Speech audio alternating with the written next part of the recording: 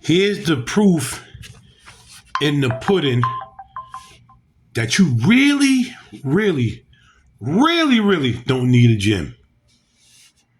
Prisoners get super jacked because even though they have no access to fancy gyms, they still come out looking like bodybuilders. And the truth behind it is going to change everything you thought you knew about muscle building. Because while every gym bro is focused on rep ranges and lifting weights with perfect form, inmates don't care about any of that because it comes down to three main things: discipline, consistency, and pure survival instincts. You see, being strong in prison isn't just about looking good, it's about protection. Because if you're not jacked and strong, you're about to have the worst time of your life. And that's why prison workouts are next level. No machines, no supplements, just body weight, makeshift weights, and mental toughness. And here's where it gets interesting. Prisoners use some of the most insane workout routines like push-up challenges, makeshift weights made out of water bags and trash bags filled with sand, and insane rep schemes to build maximum muscle with minimal equipment, even if it means moving around the prison cafeteria like a madman. You see, a lot of coaches will tell you about the 6 to 20 rep range, but according to research, you'll build the same amount of muscle by doing any number of reps to failure, which is exactly what inmates do. If you really want to know how these prisoners are able to get so big and muscular, they have nothing better to do all day but push-ups, pull-ups, dips. I mean, they've got all the time in the world, and with all the reflecting they need to do, they come up with pretty creative ways to push themselves to failure. But here's where it gets even crazier, because it's not easy to train legs without equipment, except you can build insane amounts of muscle by doing something scientists like to call plyometrics, which is just a fancy way of saying explosive movements like jumping. That's not all though, because one more important thing is the food. Even though prison food isn't exactly a bodybuilder's dream meal plan, inmates find ways to load up on protein, like mixing tuna from commissary with ramen noodles. You know, you're eating for survival in there. You know, you're not walking around showing your abs off. You're working out to be a barbarian. This is for performance, you know. It's to protect yourself. And while people on the outside rely on pre-workouts and expensive gyms, prisoners get jacked with nothing but pure dedication. And then there's the mental game. Because in prison,